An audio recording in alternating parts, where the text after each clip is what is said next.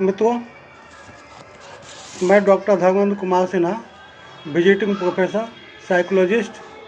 आज मैं सबसे पहले आप लोगों को छठ पूजा के अवसर पर अपनी शुभकामना आप लोगों को दे दूं। मित्रों, छठ पूजा वस्तुतः सूर्य के प्रति संपूर्ण मानव जाति के कृतज्ञता ज्ञापन का पर्व है। सूर्य जो इस अस्तित्व का जीवन का केंद्र है, हम मानव जाति सूर्य से बहुत कुछ सीख सकते हैं। पहली बात तो यह है कि समय प्रबंधन, बिना थके बिना रुके अपने कार्य को एक निश्चित समय सीमा के अंदर पूरा करना।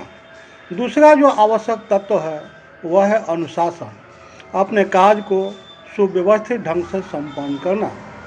तीसरा तत्व है समदर्शीपन, अर्थात बिना किसी भेदभाव के सबको समान रूप से अपनी ऊर्जा का दान करना। चौथा तत्व जो हम सीख सकते हैं वह है प्रत्येक परिवर्तन को सहज स्वीकार करना, चाहे आंधी हो, तूफान हो, अपने कर्तव्य पथ पर अडिग रहना तथा जीवन के साथ मृत्यु को भी सहज स्वीकार करना। सूर्य के इसी गुण के कारण संपूर्ण विश्व में तथा सभी धर्म में सूर्य की किसी न किसी रूप में पूजा की जाती है।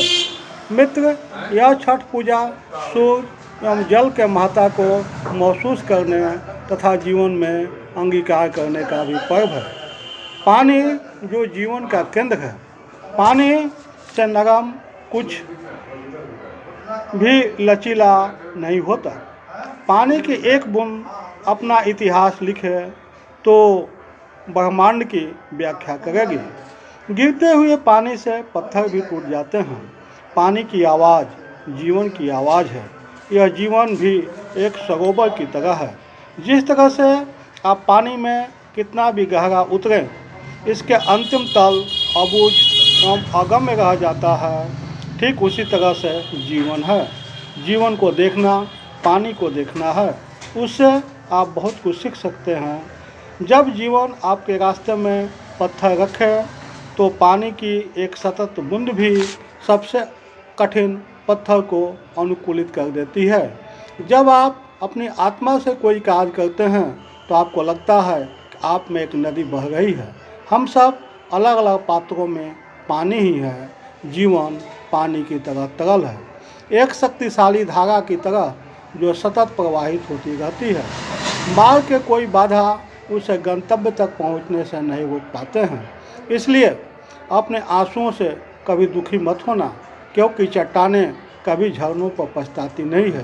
प्रेम भी एक नदी की तरह है, जब भी एक बाधा से उसकी भेंट होती है, एक नया रास्ता निर्मित कर लेती है।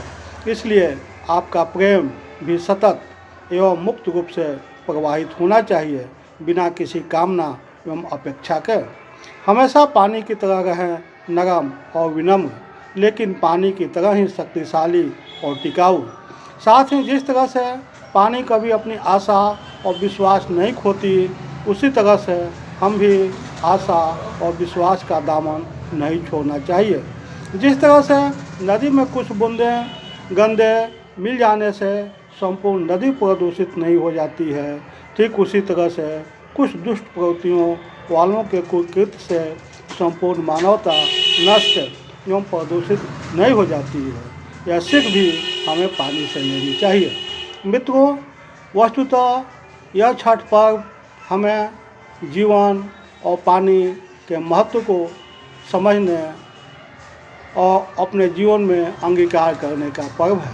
साथ ही साथ यह हमें अपने साथ साथ प्रकृति और पर्यावरण के प्रति भी अपने कर्तव्य के प्रति सचेत करने की शिक्षा देता है। यदि हम इस छठ पूजा के पावन पर्व पर छठ के इस वास्तविक और केंद्रीय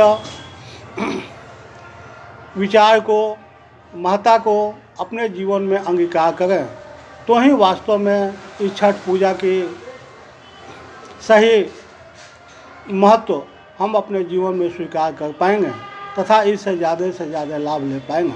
मित्रों, मैंने चंद थॉट आपसे शेयर किए। अच्छा लगे तो इसे अपने जीवन में स्वीकार कीजिएगा। फिर दोबारा इस छठ पूजा के अवसर पर अपने सभी मित्रों तथा उनके परिवार के सदस्यों को तथा सभी व्यूअर्स को फिर दूसरी बार मंगल कामना, धन्यवाद। Thank you so many, thanks to you.